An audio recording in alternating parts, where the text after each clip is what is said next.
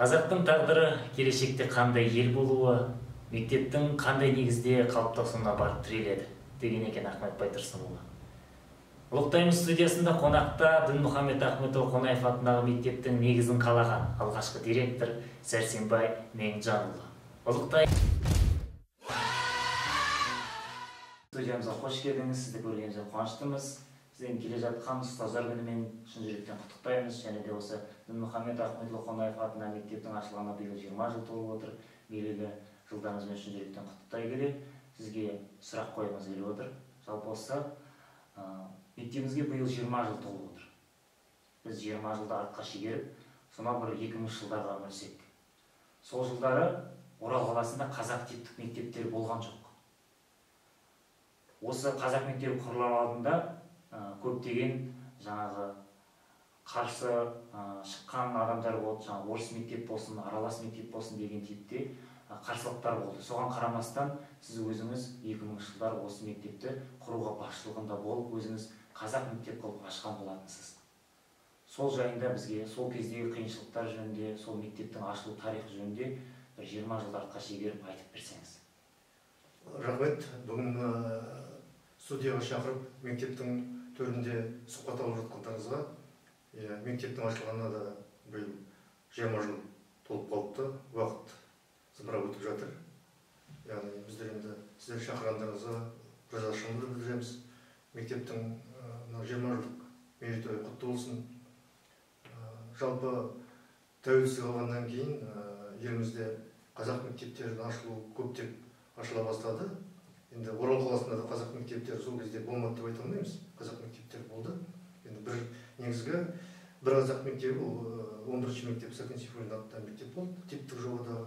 Енді қалған ашылған қазақ мектептері ол шағын бұрынғы балабақшаларда солай қосымша қосалқы зданияларда орналасып ашылып жатқан болатын.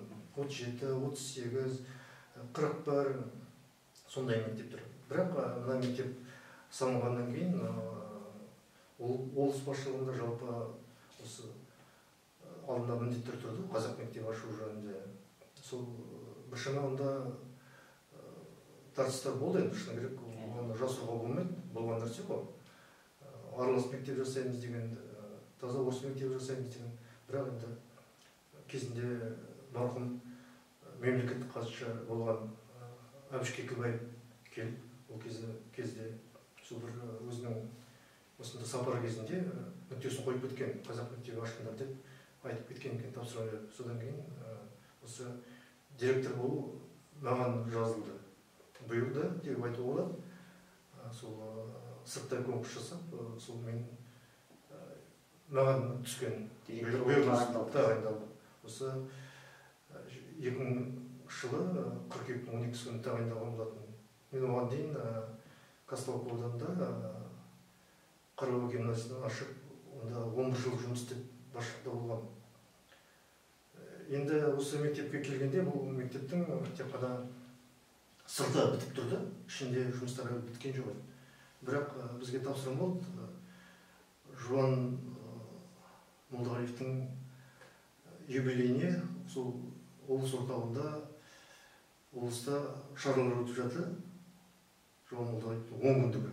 Соған арнап, сол 10 күндіктің ішінде осы мектептің қазанның 10 күні басындағы сол кісіге арналған, сол мектепті ашу, осы мектепті ашу тапсырма болып кетірген. Сол бір айдың ішінде сол құрылысшылар, Алтайлық құрылыс компаниясы жұмыс істеп, күн үстіне 2 сменде жұмыс істеп, осыны бітірді. Мен басқасында бірге жүрдім. Сол бір ай уақыттың ішінде ішкі жұмыстардың бәрін бітіріп, 9-шы шатаспасам қазан күні осы мектеп қазақ мектебі болып ашылды. Оған дейін де біршама біздерге қайта-қайта ұсыныстар болды, аралас мектепті ашу жөнінде. Бірақ енді бір айтылып нүкте қойылған нәрсе.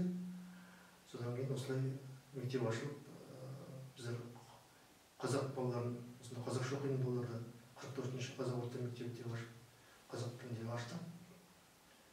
Ол енді ата-аналардың қуанышы болған шексіз. Біріншіден онда балалар толмайды дегенде әңгімелер болды. Бірақ негізгі мектеп өзінің сыйымдылығы 1200 балаға арналған. Соған қарамастан біздер 2000-ға жуық баланы осында қабылдап, бастауыш класстар 3-мен де солай жұмыс істедік. Мұғалімдерді қабылдадық. Енді маған бір мүмкіндік бергені, өзімде солай өзімде ұсыныс болды. Мұғалімдер кадрларын енді аз-кемде тәжірибем бар, сондықтан мен өзім қабылдап алайын. Мектепті маған солай сені тапсырған болсаңдар, өзім таңдап солай жұмыс істейін деген ұсынысым болды. Соны облыстық білім басқармасы да, қалалық білім басқармасы, ол кезде қалалық білім бөлімін Бейсенбаева Светлана Ергалиевна басқарды. Ол кісі енді өте мықты басқарушы адам еді. Біз енді ол кісіге ризашылығымызды білдіріп жүрміз. Сол кісінің рұқсатымен солай мұғалімдерді өзіміз қабылдап, осында жұмыс істейміз, қазақ мектебін алға апарамыз деген сондай коллектив қалыптасты. Ең алғашқы болып сол завуч болып Ақжарқын Өтеғұлқызы алдым. Ол кісі мектепте болғанда, мектепте емес, 12-ші училищеде саяқта жүрген жерде, содан келіп завуч еттік. Қайрат Өтеғалиев замдиректор шаруашылық жөніндегі, Гүлбану Жеңісқызы, Гүлсім Қабанова, осындай енді көп мұғалімдер қатарласып, бір өзіміздің идеяларымыз бір жерден шықты деп ойлаймыз. Сол қалайда мектепті алға сүйреп, алға апару мәселесі, жақсы ету мәселесі, білім сапасын арттыру, білім сапасымен қатар қосымша балалардың шығармашылық жұмыстарына да көңіл бөлдік. Себебі мен өзім ауылда гимназия, эстетикалық бағыттағы гимназия, эстетика бағыттағы, сондықтан онда жинаған тәжірибем мында маған үлкен көмек тиді. Сондықтан да мында жаңа қосымша би үйірмесі, қолөнер үйірмесі, сурет үйірмесі, тағы қандай халықтық өнерге бағыттағы жұмыстар бар, біздер соның бәрін осы мектепте жүргіздік. Соған сәйкес мұғалімдер қабылдадық. Яғни бұл жұмысымыз мен нәтижелі болды деп айта аламын. Оған енді осындағы жұмыс деген басқа мектептердің коллективі, сол кезде бір істеген мектеп директорлері оған куә. Осындай жұмыстар істелді. Қиындау уақыт кезеңі, себебі келесі жылы біздің еліміздің тәуелсіздігіне 30 жыл болады ғой. Сол алғашқы 10 жылдықтың ішінде ашылған нәрсе мектеп жаңа біздің финанстық ресурстармен жұмыс істеп Қазақстанның қаражат бөлініп жаңа бөлініп жатқан кезеңі, сол кезге тап болған мектеп ашылуда конечно қиындықтар болды, бірақ дегенмен мұғалімдердің жаңағыдай болашаққа деген сенімі ол қиындықтан алып шығуға мүмкіндік туғызды деп есептеймін.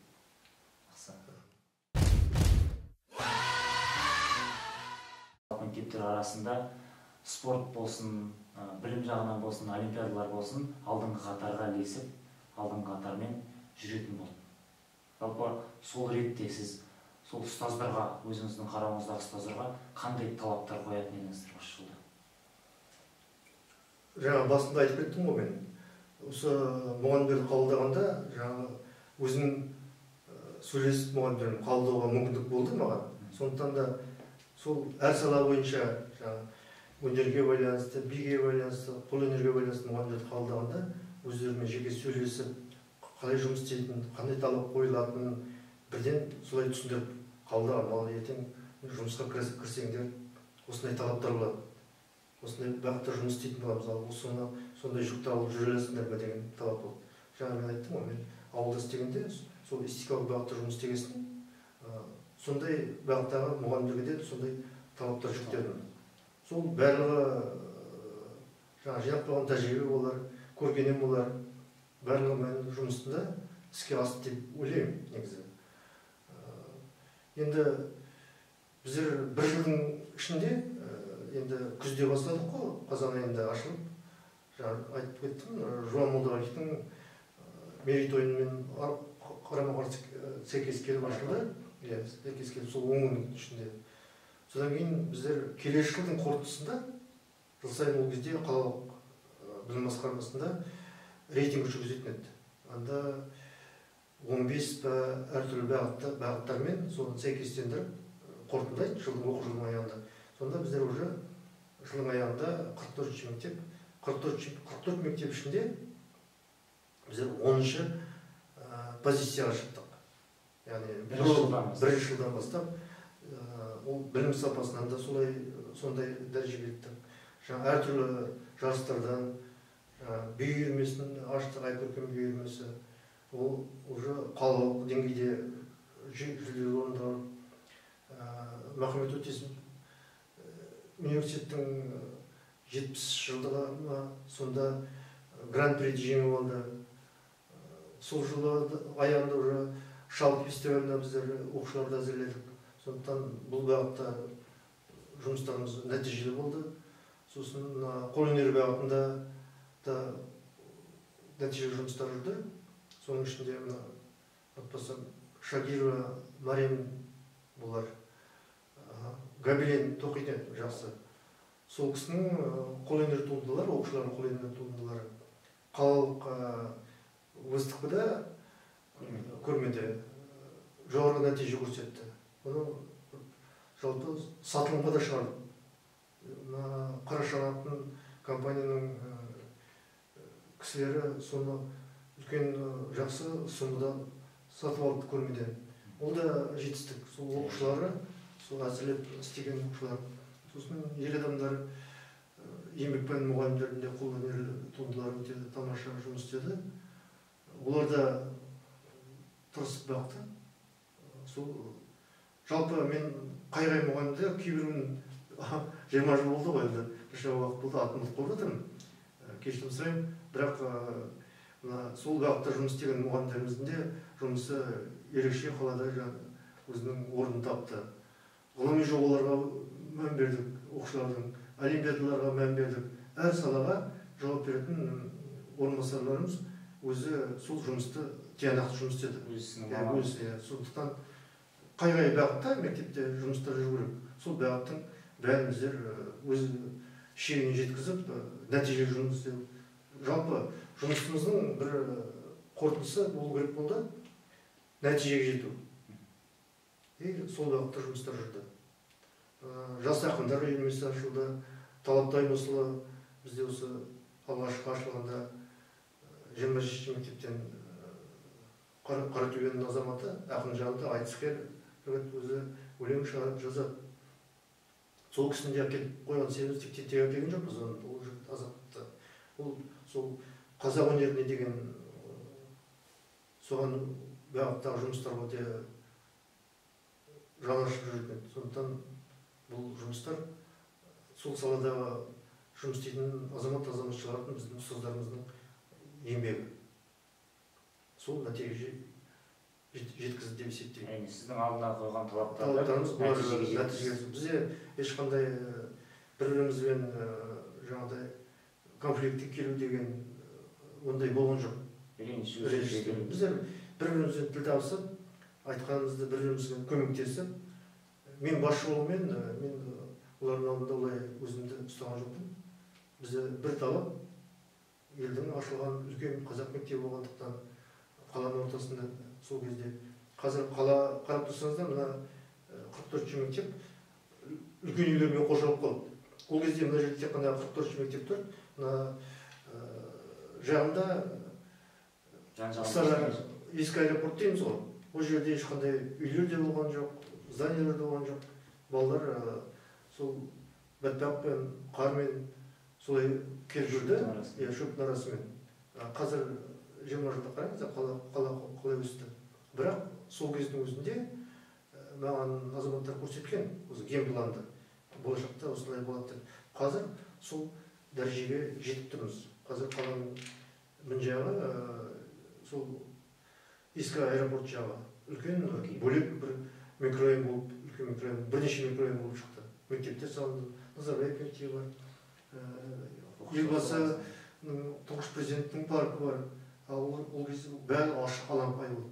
Біздер сонда қалалық әкімдікпен сөйлесіп, балалардың қыста келуіне мүмкіндік жасадық. Мектеп автобусын шығардық, алғашқы осы қалада тасымалдап жүрген. Тәңіріп тастайды, апарып тастайды, түсте алып кетеді, кешкі солай автобустар маршрутта жүре береді. Бірақ жаңағыдай өзінің уақыттарында сол жақта балалар қатынайтын балаларды сондай мүмкіндіктер туғызған болатынбыз.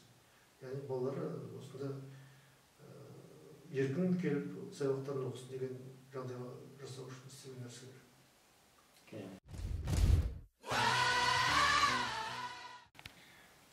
Жалпы осы мектепте жасаған кезіңізде осыны деген жасай алмай қалдым ау деген бір кездеріңіз болды ма? Енді жаңа басында мен өзім сұхбатымда айтып кеттім ғой.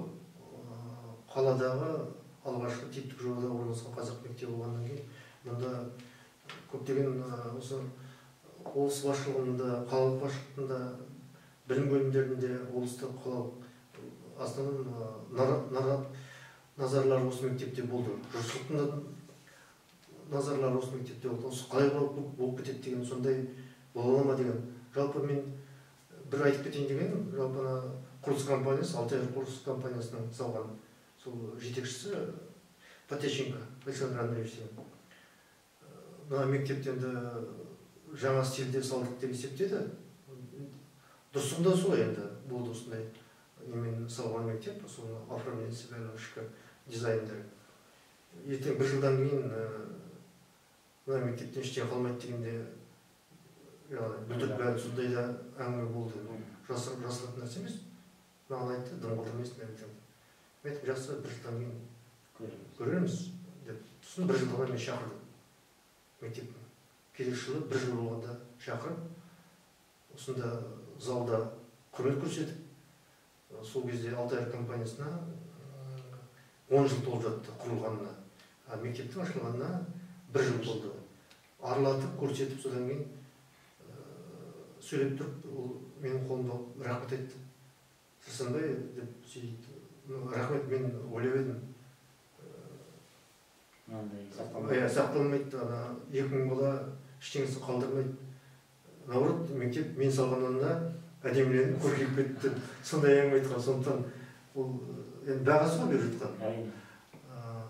Жалпы жаңа айтып кетіп жатырмын, енді жаңа облыс басшылығында, қала басшылығында назары осы мектеп қазақ мектебі ашылғандықтан, үлкен мектеп болған назар осында болды. Жалпы маған да өзіме де берген тапсырмада айтқан болатын басшылықта. Енді қазақ мектебі ашып жатырмыз, жақсы қазақ мектебі етіп шығару қажет еді. Соған жұмыстанасыз ғой. Сол мен жалпы маған сенген басшылықтың мен өзімнің солардың ойынан шықты деп есептеймін. Себебі жаңа айтып жатқан жетістіктер, оны айтса жетістіктер өте көп. Ол сол бір жылдың ішінде жалпы мен 3 жылға жақын жұмыс істедім, үлкен жетістіктер жеттік. Сол жетістіктер коллективтің ұйымшылдығының арқасында болған нәрсе. Яғни бір-бірімізді түсініп, именно коллектив бір бағытта ойымыз бір болып, сол бағыттағы жұмыс жетістікке жеткеніміз біршілікті жұмыс істегеннің нәтижесі деп есептеймін. Сол азғантай уақыттың ішінде мен ойлағанымды іске асырдым деп есептеймін. Ол енді көбірек істегенде ол басқаша болуы мүмкін. Бірақ менің ойлағанымды ажарқын жолға арғай жалғап жеткізді. Сол қазір гимназия, 44-ші гимназия. Мен сонда есептеп ойлап қараңыздар, 1 жыл, 10 жыл қарауда жүріп, мен гимназия аштым. Мұндай келіп жұмыс істеген жерімде тағы гимназия аштым. Сондықтан ойлағандарым мен жүзеге асты деп есептеймін. Мен істемей қалғанда менің бірге істеген әріптестерім жеткізді. Ол енді қуантарлық жағдай. Осында жалпы ата-аналар да түсіністікпен жақсы қарады. Себебі жаңа басында айттық, аздап мына мектептің ашылғанында Қадыр Мырзалиев марқұм қатысқан болатын. Ашылуына сөйлеп өзі батасын берген осы мектепке. Сондықтан сондай немен ашылған мектеп ол енді өзінің сол статусын ұстау қажет болашақта. Ол енді коллективке байланысты нәрселер.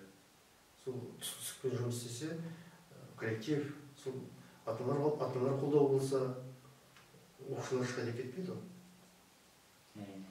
Аталар мен ұстаздардың арасында түсінік болу керек. Оқушылар ол треугольник бір-бірін сол ашылмау керек. Сонда жетістік болады. Сосын мектептің алдында әр уақытта жыл сайын бір алға ұмтылатын бір идеялар болу керек. Осылай таяғына соқтап қалмау керек. Сонда жұмыс болады. Жаңашылдық болу керек. Мына жеттігі деп тоқтап қалмау керек.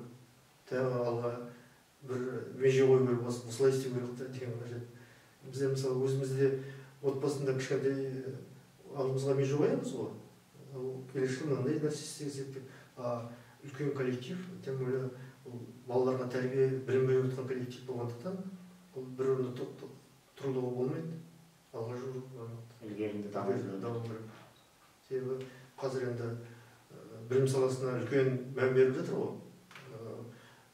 Педагогтардың мәртебесін көтерді, белгіледі.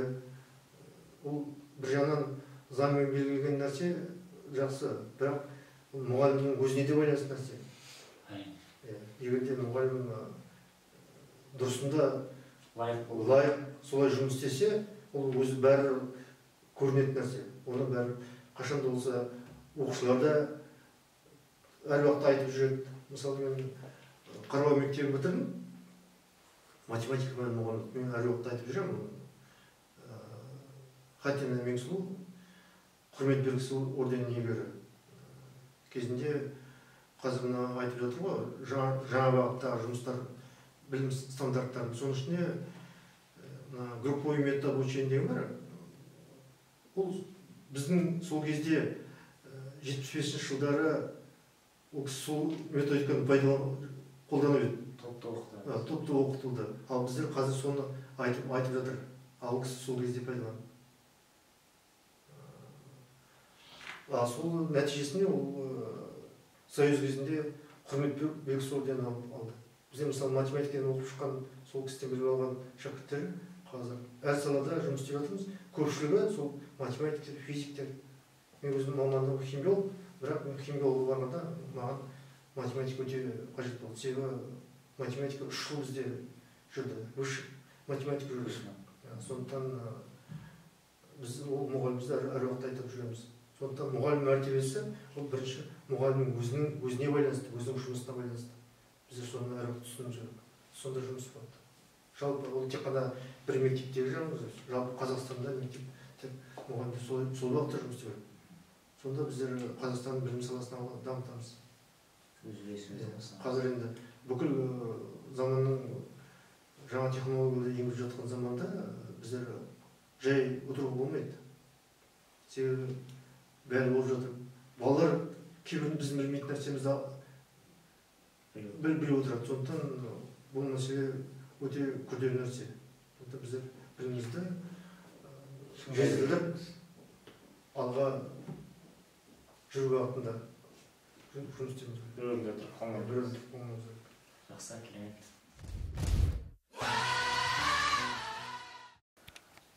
Құрметті Сәрсенбай Меңжанұлы, студиямызға уақытыңызды бөліп келгеніңізге көп рахмет.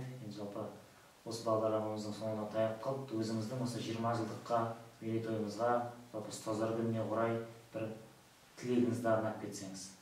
Жақсы, рахмет. Жаңа басында айттым ғой, енді бүгінгі студияға шақырып сұхбат алғандарыңызға рахмет. Көптен бері мектепке келмей жүрген, мектеппен сіздермен кездесіп жатырмыз. Бұрын бастап осы жұмыс істеп кеткен мектебімді көріп жатырмыз, өте қуаныштымыз.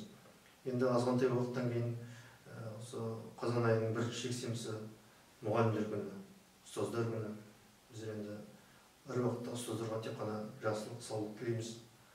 Енді көптеген мемлекетіміз ұстаздарға қазір президент талаптар да қойып жатыр, мүмкіндіктер де туып жатыр. Еңбекақыларын көбейтіп жатыр жыл сайын. Жаңа айтып кеткен мұғалім мәртебесі жөнінде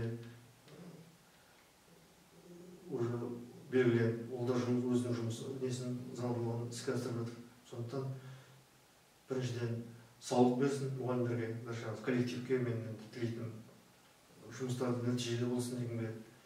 Енді оның сыртында жаңағы үлкен мереке, осы мектептің, гимназияның 20 жылдығы күні кеше ашылған сияқты 20 жыл толып жатыр.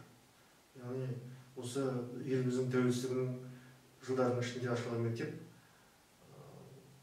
қиындықпен ашылған мектеп, оны коллективті бәрі түсініп жүру керек. Сондықтан тек қана алдағы уақытта жетістіктерге жетулеріне шығармашылық жұмыс тілеймін, баршаңызға саулық тілеймін, амандықта кездесейік. Бәрекелді, рахмет. Сізге де шығармашылық табыс тілейміз. Осы мектептің жетістіктерін көріп, сырттай марқайып жүріңіз деген тілек білдіреміз. Осымен бүгінгі біздің бағдарламамыз аяғына таяды. Бүгін бізде студиямызда болған осы 20 жылдық тарихы бар мектебіміздің іргетасын қалауына септігін тигізген, осы мектептің қазақ мектеп болып қалыптасуына басшылық еткен ірі тұлғалардың, алып ұстаздардың бірі Сәрсенбай Менжанұлы. Ұлықтаймыз да, жолыққанша аман сау болайық.